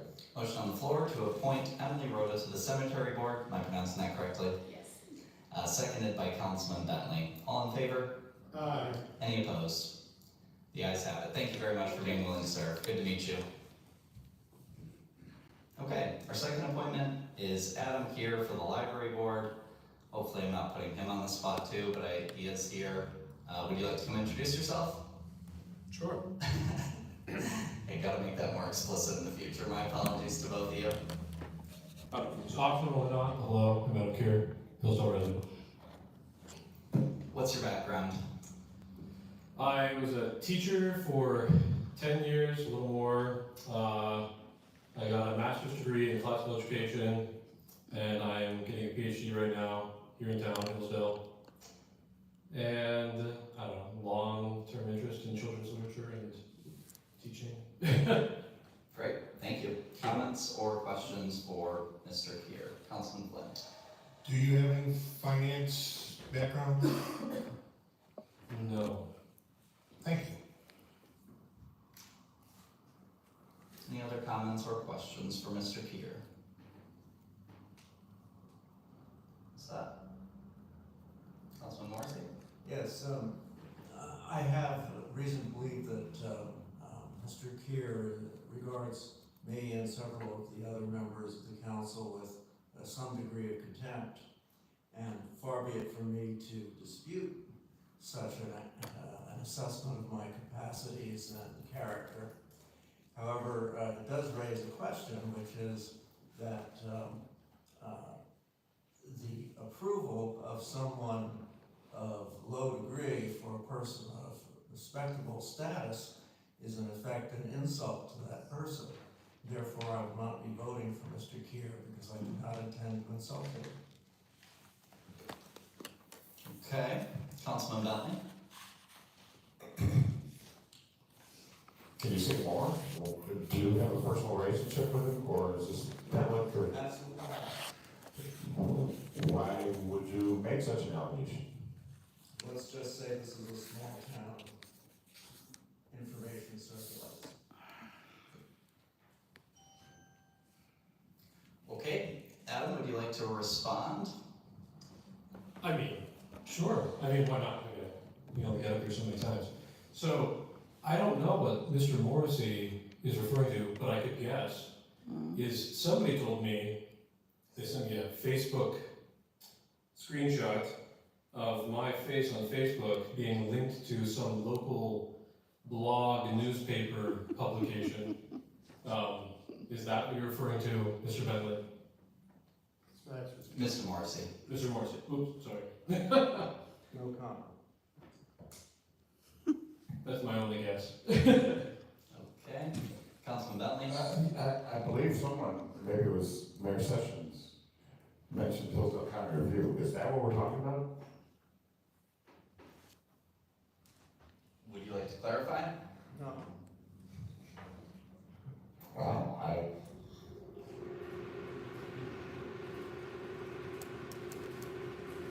Okay, any other comments or questions?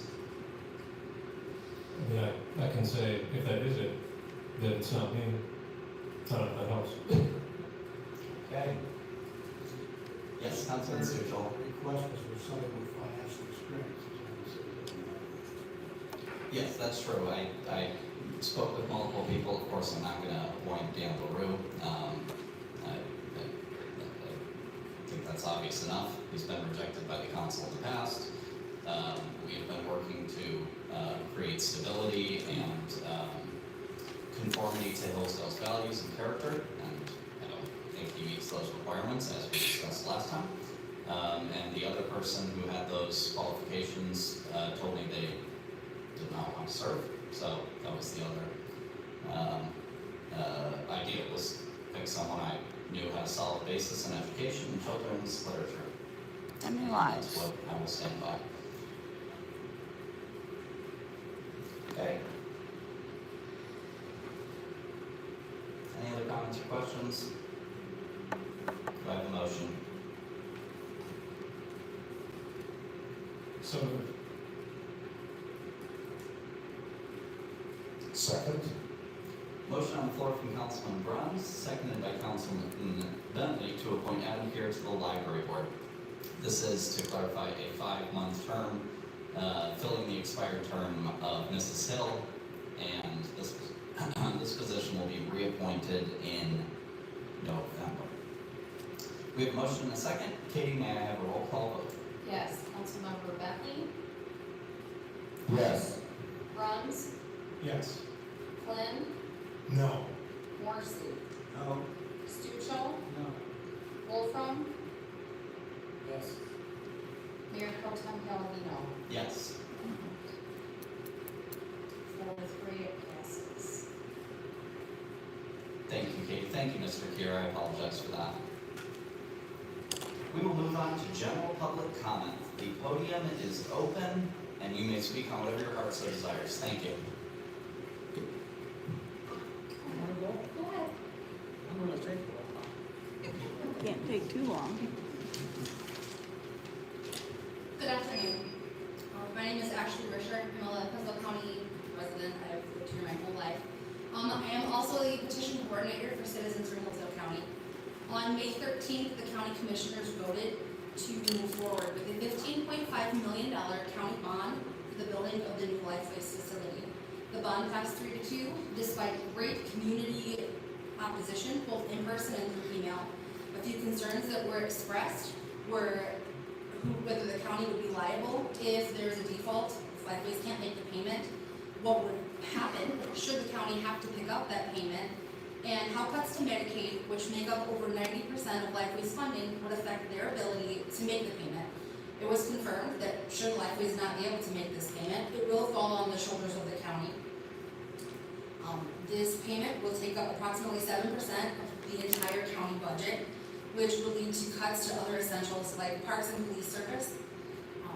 And the payment for the Lifeways bond is over $1 million. The county has a $16 million budget. We are actively collecting signatures right now to get this issue on the ballot.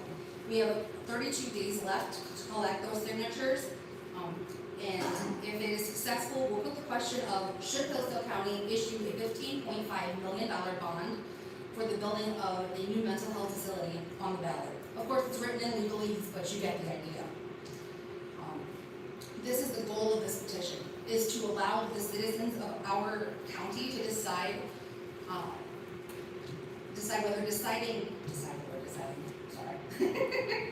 whether this decision is a financially wise one or not. The county has limited credit, and this bond would lock the county in for 20 years.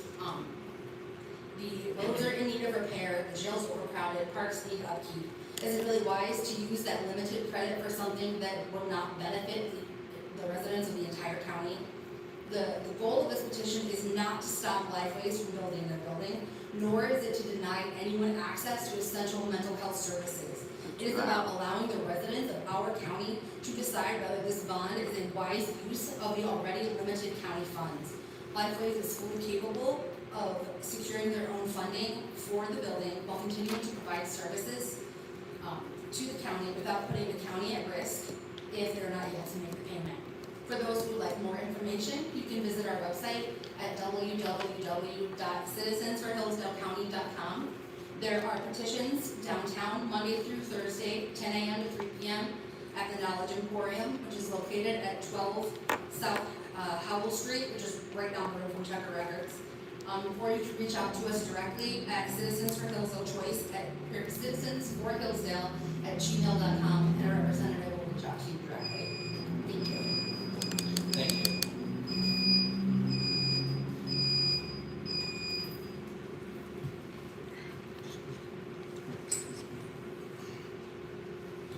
Mayor Pro Tem, City Council, This may take more than 3 minutes, sir. Why are the people at 190 Ray Street being protected? There was myself, 7 running at large filings. Finally, a person walking down the street got attacked. Owner of the dog went to court. One of the things mentioned about the dog is that it did not have a license. So, knowing that there was litter mates to this dog, I went up and checked at the license bureau. No dogs from that address or that party has been licensed. So I submitted a citizen's complaint report to the police department on the 7th of May. No response. Last Thursday, I again had unwelcome visitors at my back door. 2 of the dogs that belong to the pack at 190 Ray Street were at my back door. Called 911, a couple of officers showed up, jibber-jabbered. The neighbor has seen the dogs crawl out underneath a fence, they jibber-jabbered, and then it went away. I found out that still nothing has been done about these animals at large, except for when that girl got bit and they ended up going to court because the hospital reported it. I reported news time, and our neighbors are scared that their kids would get injured by these surprise visits by these dogs from 190 Ray Street. Go ahead. So the dogs are not feral dogs, they have residence and an owner? Yes, sir. In fact, I have a picture of them at my back door. Several people have seen it. If you blow it up, there is no signs of a license on the 2 dogs that were at my back door. So still, the party has not got their dogs licensed. Why are they being protected? Also, Kim Thomas is involved in that too, letting 2 guys make it to a permanent residence. Thank you. Thank you.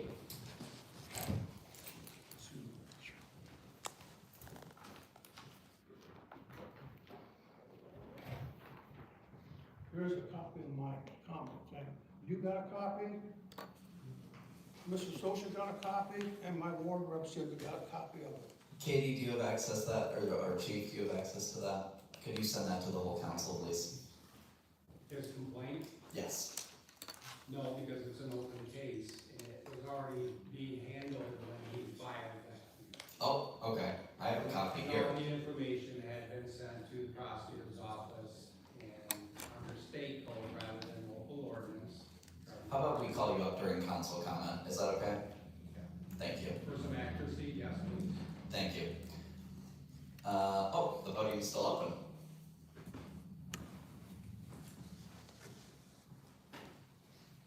Well, you just appointed one of the Hillsdale County review people to the library board. Maybe we should just rename the library Hillsdale College Community Library.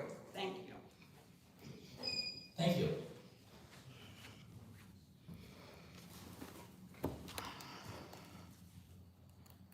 Is there any more public comment? Thank you all. I will close the podium. And we will move on to the city manager's report. Thank you, Mayor Pro Tem. As council and the public can see, we do have another written report in there. I think some things to point out. I'll hear from a high level and then take questions.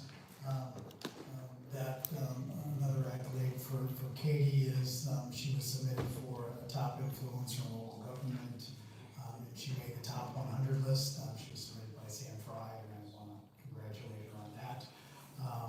Also, the city staff did a Hillsdale Area Career Center student hiring event, and that's the from the letter that Sue Smith from EDP had put in or sent to us, thanking us. It's one of the things that they put on annually is for juniors and seniors leaving high school, showing them good paying jobs in local businesses throughout the county. And we do participate in that annually, so we had a very good presentation and discussion with many students this year. The third item, the highlights of savings and reliability of public power. I think the links are included on the council packet, but basically the Michigan Municipal Electric Association did a study which was based on a statistical model established by a well-known college, and they determined what the impact and benefit of city-owned electric department provides. And with the 40 municipalities in the state, their customers saved over $400 million in 23 alone, just in savings versus investor-owned utilities like Consumers and DTE and others. Also, the outages for investor-owned utilities are a fraction of what investor-owned are. If you remember, when we had the outage a couple of years ago in February, the big ice storm, we had everything back on within a week. And some of the investor-owns were multiple weeks. And then they actually received a substantial amount of money to improve their systems. And we had applied for about $500,000 to the state and we were turned down. But they received, I think it was $100 million to improve their reliability in one case. That's Does that adjust for density, geographic challenges, cost of living? The study? The study, yes, it factors all those things into it. Is there a savings for the city of Hillsdale, or was it not broken down? Well, it would fall into the same as the residential category.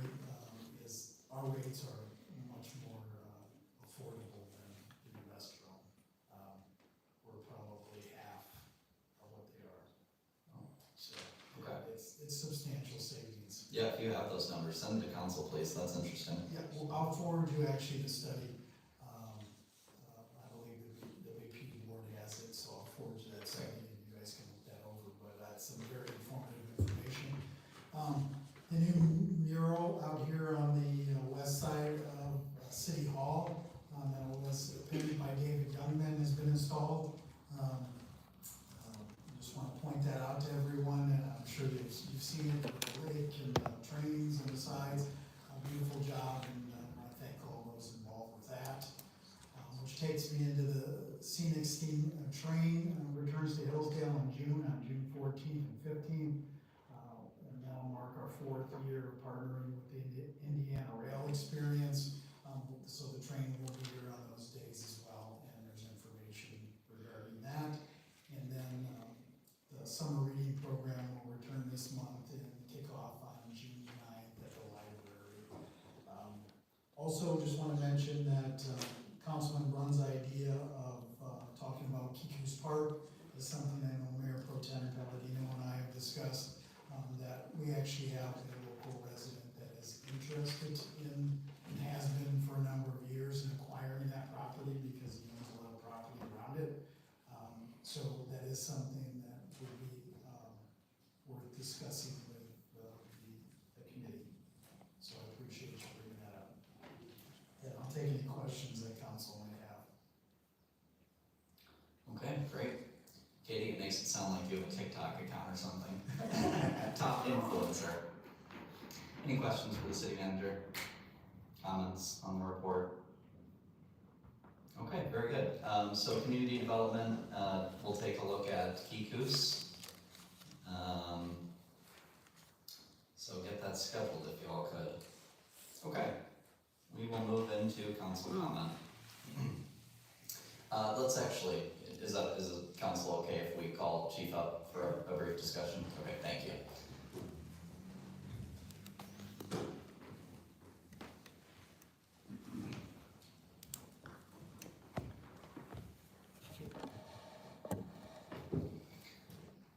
Okay. Just talk? Yeah, go for it. Okay. As with all ordinance violations in the city of Hillsdale, we work with people to assist them to come into compliance with ordinance.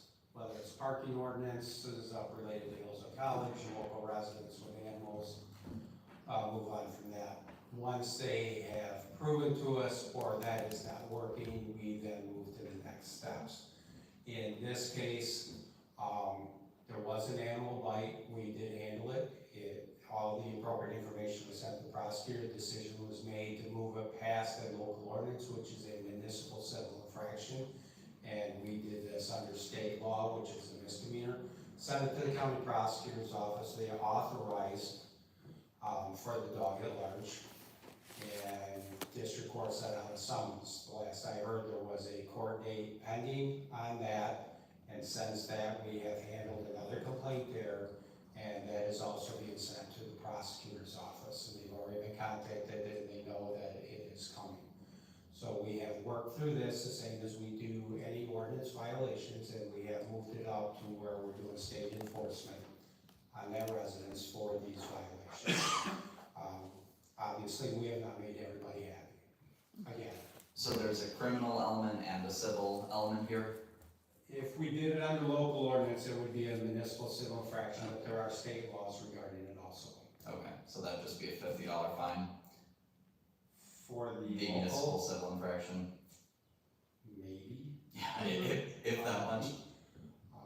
Yeah, so because we had been there a few times and working for him, and then the owners, it showed that it was not gonna get taken care of. And what is the criminal charge? It's a misdemeanor, dog running at large. Okay. All right. Well, And the penalty for that? As with any misdemeanor, this would have up to a 93-day penalty, which is the max. Any criminal law from the state has a max penalty attached to it that anybody can be sentenced to. So anything from a fine up to that, that would be the absolute max. So the court has their discretion within that. This incident was, it sounded like it was early May, if I remember correctly. Is it being addressed? Is there anything we can do as council to have him not leave his dogs at large? Has it repeated since then? We're hoping that the court and prosecutor's office takes care of that. We just have to see that process through. is the child okay? It was an adult. And Oh, Yes, it Okay. was not involved. Okay. Oh goodness, that's scary. And how many complaints at this residence?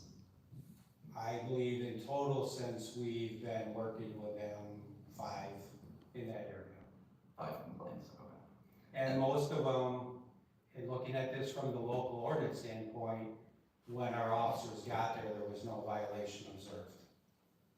Okay. So And there is a process in place. If we cannot just issue them a civil infraction for something we did not witness. because I've received pictures from Mr. Walworth, would those be sufficient in future cases if they're gone by the time the police arrive? We would include that, incorporate it into a report, but we would have to send it through the city attorney's office and get approval from them to issue the citation.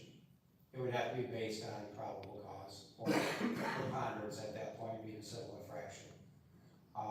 But us not witnessing it, it'd be the same as somebody reporting a speeder and we just go find somebody, give them a ticket. We can't do that. So we went this route using the state code. Okay, that seems like the more powerful mechanism by far. It is.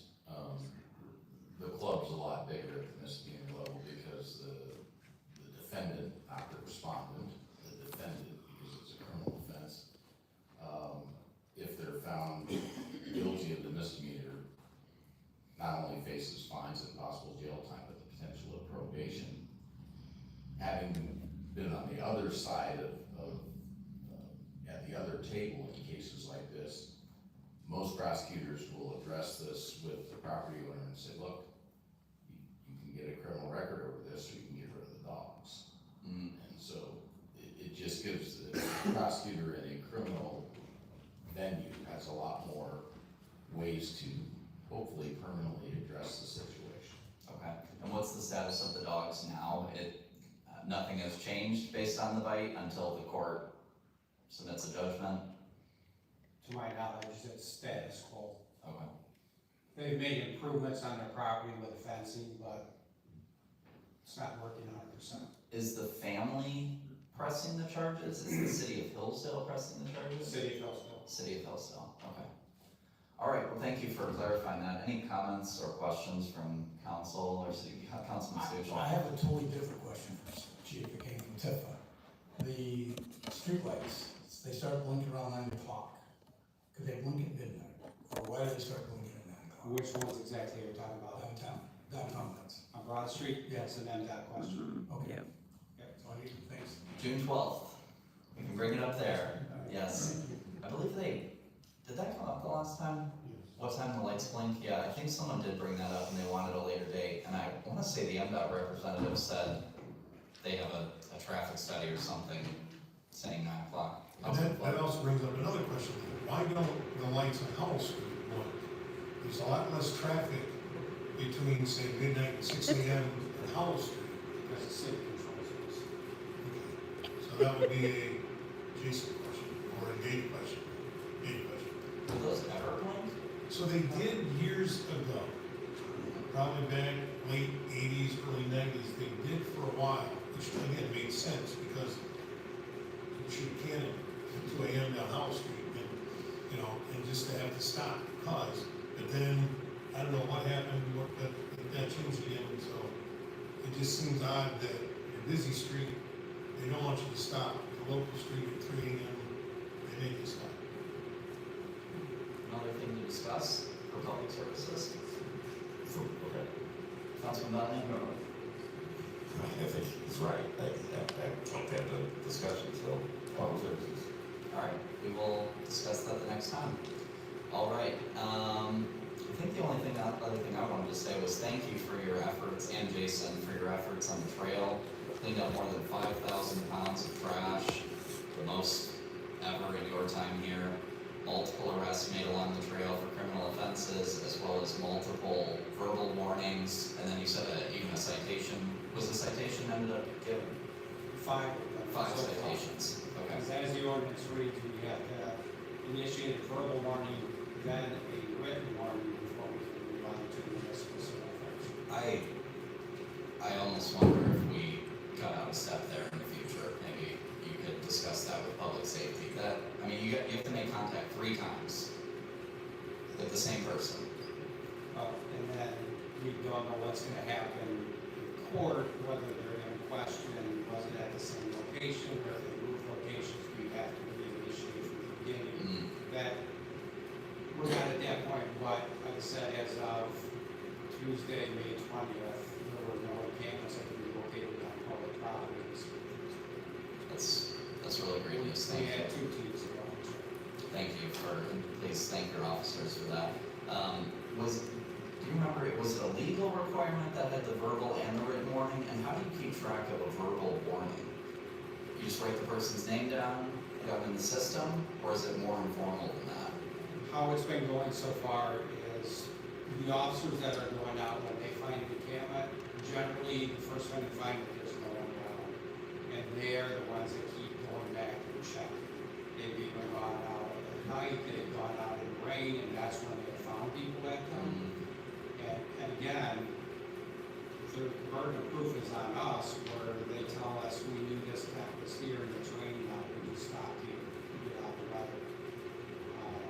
Yeah, they got written warnings because we had talked to them before for the verbal. We're tracking the written warnings. Burden of proof is on us, and we don't know how the court's gonna handle these. If one, that's it. Okay, yeah, thank you for your persistence. Every time I walk the trail, 2 months ago, you see a dozen encampments and you don't see anybody, so that's a tough enforcement issue, so I appreciate it, thank you. Okay, any other council comments? Councilman Flynn? Yeah, I just wanted to take a minute again, as I did a month or so ago, to encourage residents of the city to apply for these committees and other positions that come open. I'm not a fan, and nothing against Josh or Adam or mayors of the past, or the governor or the president, because they all do it. But they appoint their friends, they appoint their buddies, they appoint people they know, they appoint family members. I don't think that's fair. I don't think that gives a true representation of your area. And I think as we look back the last couple of months, we have had an overabundance of appointments from Hillsdale College or associated with the college. And again, nothing against the college, but that's just one small microcosm of the residents of the city of Hillsdale. Unfortunately, 2 things. 1, we don't get a lot of applicants for some of these positions, and 2, it is up to the man sitting in, or woman sitting in that chair. And unlike national politics where you write a big enough check to get the ambassadorship to Switzerland, you know, I'm hoping that doesn't happen here. But, you know, it just does not seem that our city government in those areas, whether it be the cemetery board, whether it be the EDP, whether it be the TIF, or whoever, is not really represented by the citizens of Hillsdale. It's just a small little group from whoever the mayor or mayor pro tem knows.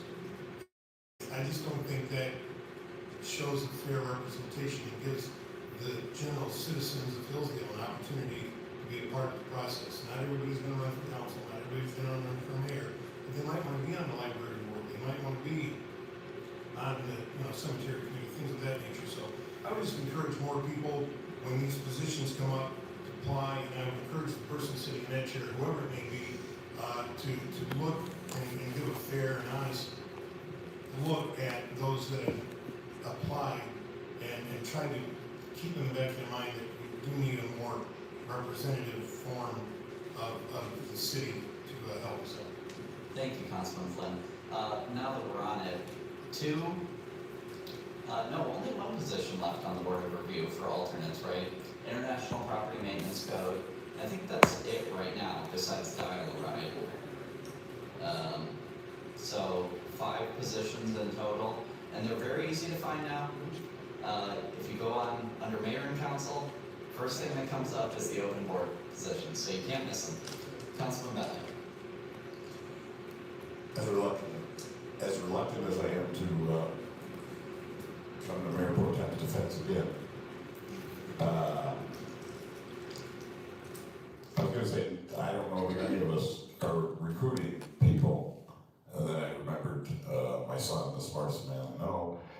I did one, but I think the reason it's stacked with his cronies is because he's out out there beating the bushes and telling people to apply for these positions. And he was left with how many vacancies at the beginning of your term, and they're all but filled now. And he did the thing to make it easier on the website. And so, you know, I'm just saying. But further to that point, there has been a lot of allegations since, early March at least, about the negative environment or the negative culture. And it's become associated with three of us. And now with Mayor Sessions and shockingly, Dr. Morrissey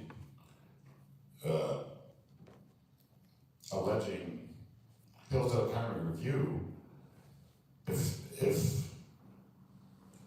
that is what's going on here, because again, this negative culture is baffling. I'm very negative about the road plan. I don't know that I've been negative about anything else in particular. But the allegations were fairly formal tonight, and so, you know, what is the negative culture? The social media? Because this was allegations against the nominee. I think he was one of, I don't know how many have been named by now as the scary culprit. But that should be a separate issue. So to bring that up in a vague, accusatory way against a citizen, let alone against the three of us, I find ironic, if not unfair. So that's all. Any more council comment? Very good. Thank you all for being here. I will entertain a motion to adjourn. So moved. Motion on the floor from Councilman Flynn, seconded by Councilman Stuchel to adjourn the meeting. All in favor? Aye. Any opposed? The ayes have it. The meeting is adjourned.